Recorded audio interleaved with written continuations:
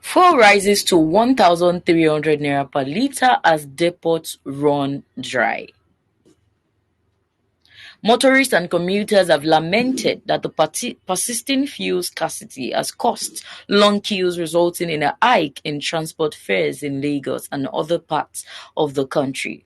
The fuel scarcity has caused long-drawn gridlocks around fuel stations in the state as motorists queue for hours to fill up their tanks with petrols at the fuel station dispensing products. Punch Metro reports that long queues have been building up at several petrol stations in Lagos since Friday, and it hasn't ceased since then. And one of Punch correspondents gathered that on Monday, a few petrol stations that the Spence PMS sold it between 618 naira per litre and 800 naira per litre, depending on the area of purchase. And due to this, there had been an increase in transport costs. But then, a lot of questions is going on in my heart right now as to why is there fuel scarcity? Why is there scarcity of fuel at a time like this? Since on Friday, Saturday, Sunday, Monday, Tuesday, and today is Wednesday, and we're experiencing fuel scarcity. What could have been the cause? But then yesterday, yesterday, 2 days ago, we were able to visit some fuel stations around, and yes, we experienced fuel scarcity too.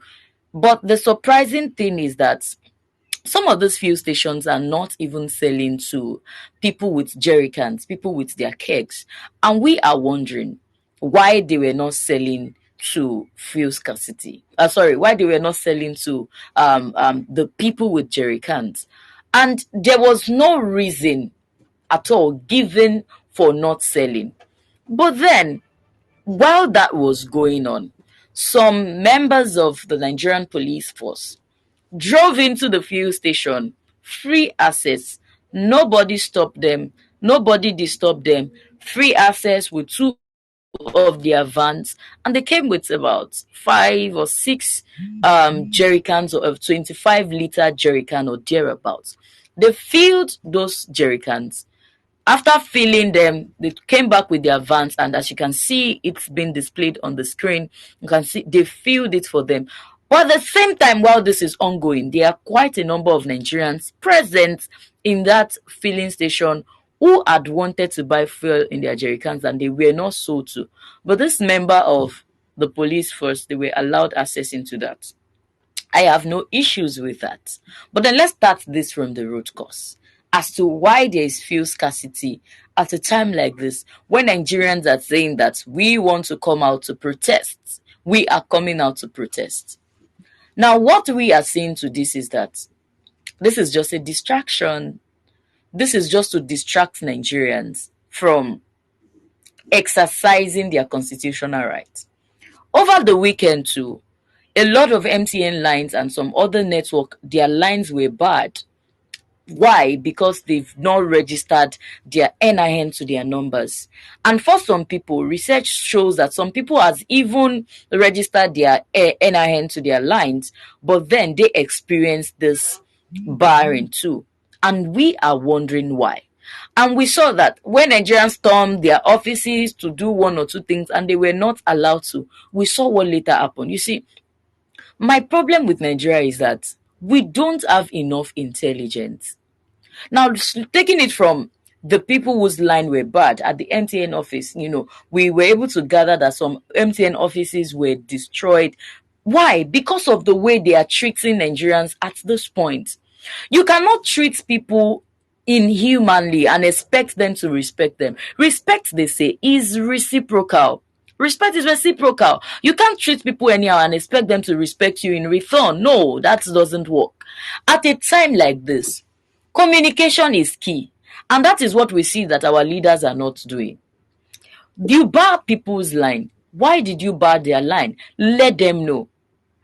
Help them to know.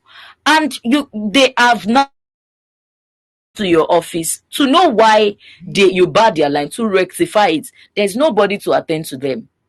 You kept them under the sun. In this weather that everybody is just managing. You kept them under the sun. There is no communication as to what exactly is happening. Your gate is locked. They can't access your gate. You didn't provide canopies for them to sit down, provide them water, even if it is sachet of water. It is your company. You must provide top-notch services that will make them come back that, oh, at this place that we went to, even though they responded to us very late, but they still give us first class treatment. That will be a last that will give it will be a lasting impact in the hearts of Nigerians. You didn't do that. You kept them under the sun. We expect them to be looking at you. You didn't allow them access. And when you manage to come outside to address them, you are asking them to keep quiet. You're asking them to be quiet. You're asking them not to talk. How do you expect Nigerians not to transfer aggression? We understand that a lot of people are just wearing corporate dresses and one boat has loose in their head. But we should not add up to the problem of Nigerians. Nigerians are hungry. Nigerians are anguishing. They are struggling with their lives. Don't add up to it. The only intelligence that is required at that MTN office is that you come to them, address them. Oh, we are sorry. Currently, we're having network issues and we are not sure that we'll be able to rectify it in the next 3 hours. Can you wait? If you cannot wait, can you come back tomorrow? But then these same people, they have people who they are collecting money from. They collect money from these people. On the long run, they collect money from them. Do fix this thing for them. And those people who are following the due process, they are not attended to. And you expect Nigerians not to be angry. So that is that for the people in the MTN office. Now back to fuel scarcity. You are not selling to jerry cans. You are not selling to people that are selling in jerry cans. Why are you not selling to them?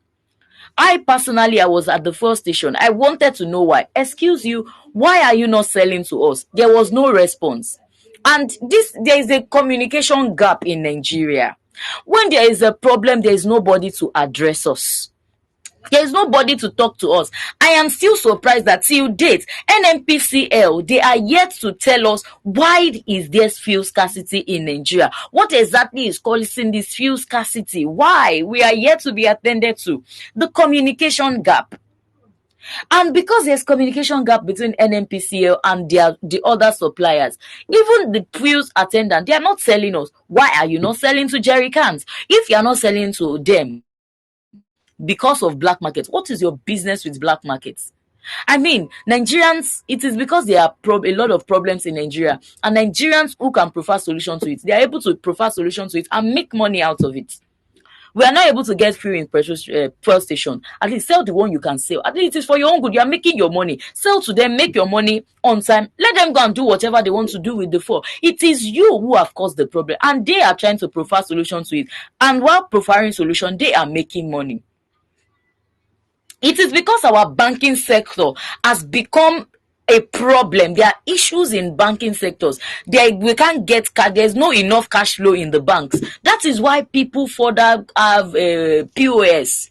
POS was basically for transactions, maybe for transaction in supermarkets, in shops where they cannot have access to some certain amount of money. They can easily make that withdrawal via POS. That was the essence of POS before it becomes something. Before it became something that we have to be going to POS to get cash. There is a problem with you. There is no enough cash.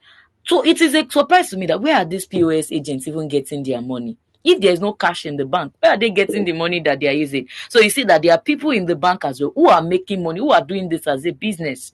That is that for POS. Back to these people. You didn't communicate with them and you expect people not to talk. There is no communication as to why there is fuel scarcity. By now, NNPCL should be addressing Nigerians. They should be addressing the other people they are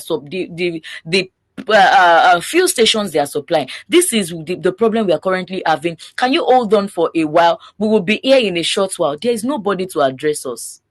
Now back to this fuel station, the video that was displayed earlier.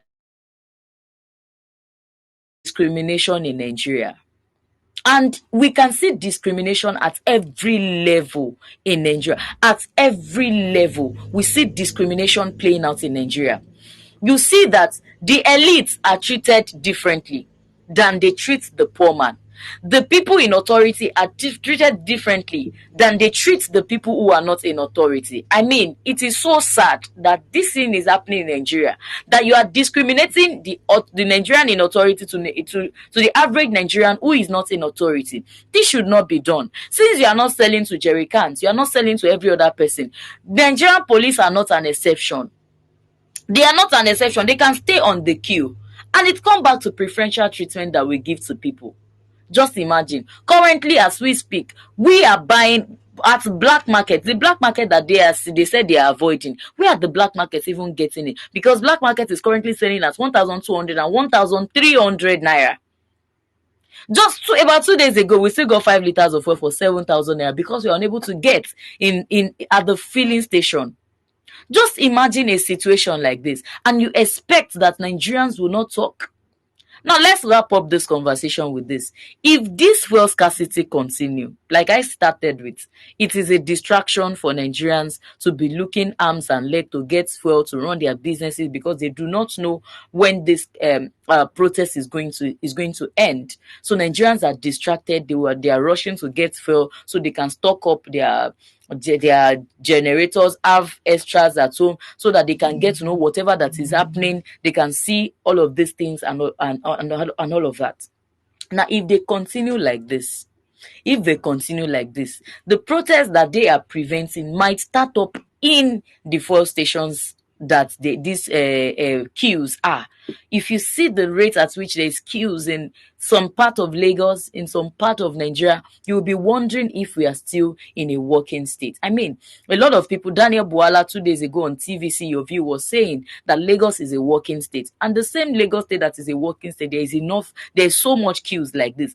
If they don't prevent this thing beforehand, Nigerians are already saying we are coming out to protest. If care is not taken, the protest is going to start from this fuel station, and we don't want to imagine what may likely happen on the long run. So I think it is high time that the NNPCL address Nigerians. Let us know why there's fuel scarcity so that Nigerians can stop assuming that it is to prevent the protest from happening. So on this note, we'll leave our viewers as well to share their thoughts in the comment section. Regardless of the platform you're watching us from, we want to hear your thoughts on what you think could be the reason, since NNPCL is not addressing Nigerians at this point. Tell us the reason why you think there's fuel scarcity. Are you like us who think this is a ploy to distract Nigerians from going out to protest?